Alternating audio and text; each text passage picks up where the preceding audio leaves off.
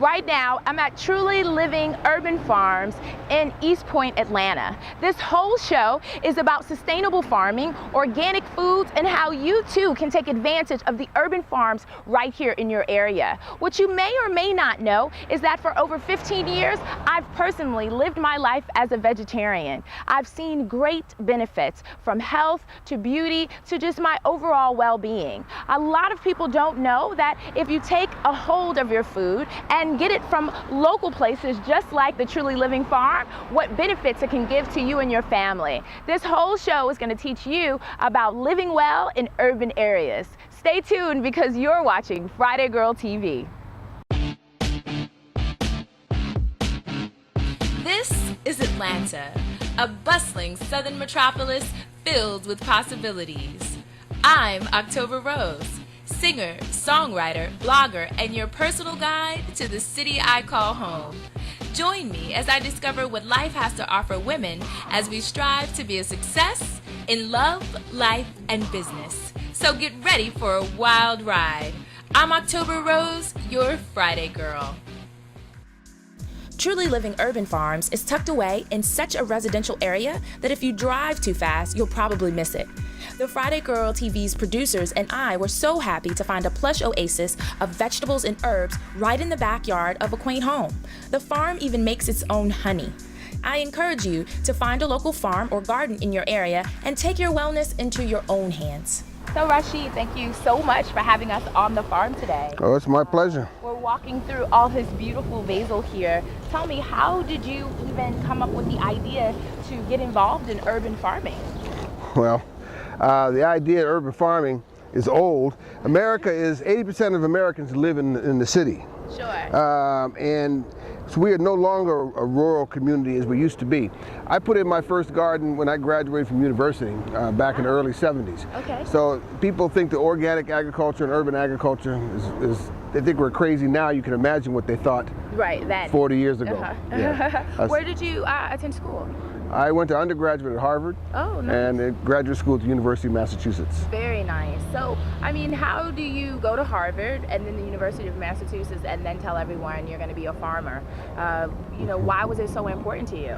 My mother called me her educated farmer. So when I finished undergraduate, there was nobody there could even tell me how to get started in an agricultural career. Sure. Being a child of the 60s, we were talking about nation building, black power. Mm-hmm. If you're going to build a nation, if you're going to call yourself a nation, you have to be able to feed, clothe, and shelter your people. Exactly. So I decided I wanted to learn everything about food from the seed to the table. Gotcha. And I wanted to do that experientially and set out to do that many years ago. Okay, so Rashid, why are you specifically in the city and not, out in the suburbs someplace? A lot of people think that for farming, you would want to be out in the suburbs of, Atlanta. One of our credos is grow where you are. Okay. And we live here, so we ought to grow our food here. All right. I've farmed in the countryside. I've had farmed responsibility for as much as 13,000 acres of land. Wow. At one time. So that can be done. But I think that since America is urban, we need to grow food where we are. Mm-hmm. And that's why I'm in the city. One of the questions people are, which is more important, organic or local food? Mm-hmm. And which is more important, would you say? Doesn't make a difference to us because we're both local and organic. Okay. So we trump that. But I would say, in seriousness, local food is more important. Okay. Because everything in creation has a vibration. Sure. Right? Even we do. So food that's grown at the same latitude and longitude as we are living is food that's more in tune with us and it's for our body if it comes in season. Since we get food that travels from so far away, we're eating stuff from other parts of the world. It's not here. It's not rooted in the soil that we are connected to. The whole concept of being grounded is an agricultural term. Okay. Somebody that's somewhat flighty, they're not rooted in the earth. They're not grounded. Yes, exactly. Grounded. So you get your food from where you are. Okay. And what you're saying, you say plant where you... Grow where you are. Grow where you are. I have to be honest. There are a couple of plants that have lost their life at my hands, because in the development of my green thumb, or me trying to develop my green thumb, I've lost a couple of people along the way.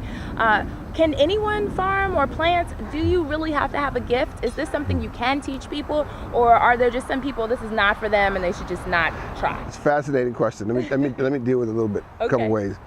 Yes, the short answer is yes. Anybody can learn it. If you look around here, there's a lot of dead stuff out here. I lose things out here. Okay. It's part of nature. It's part of creation. The plants need the same thing that people do. They need sunlight, they need food, they need water, and they have to be grounded. Same thing that people do. We are connected to all that's around us in this creation, and it's up to us to try to understand that connection. The more you understand it, the greener your thumb is going to become.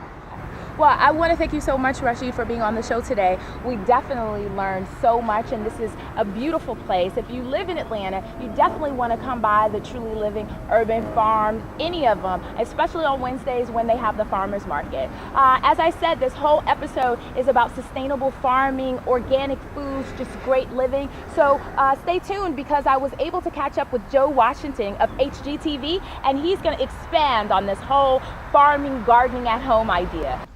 Joe, I want to thank you so much for being on the show today. Right now, I'm standing at Truly Living Urban Farm right here in East Point, Atlanta, and it's absolutely the perfect place to talk to you about gardening and farming on your very own land. So let's jump right in. What would you say to a single woman who's looking to maintain her very first piece of land?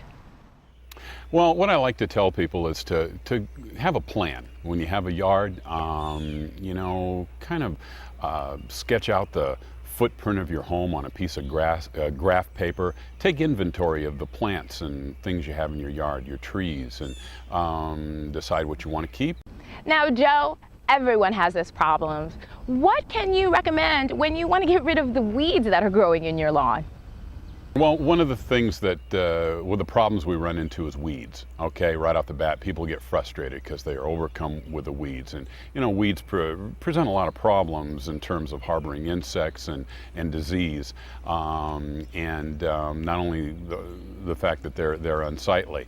Then there's another, you know, issue with the weeds that pop up in our driveways, on our sidewalks, and in our flower beds. And for those weeds, I recommend Spectracide Weed and Grass Killer. It's a non-selective herbicide.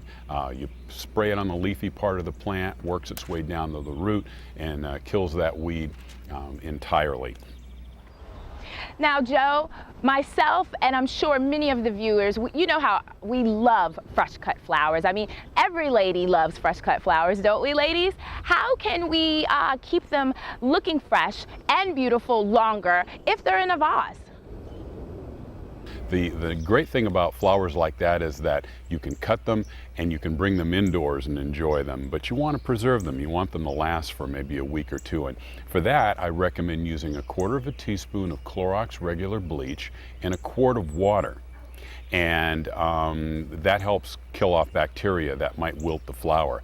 The other thing I like to do is to add a tablespoon of sugar to that solution to provide food to the flower, and also add a couple of tablespoons of lemon juice, which is citric acid, which keeps the little tubes inside the flower stem open, so water will continue to get to the flower and preserve it.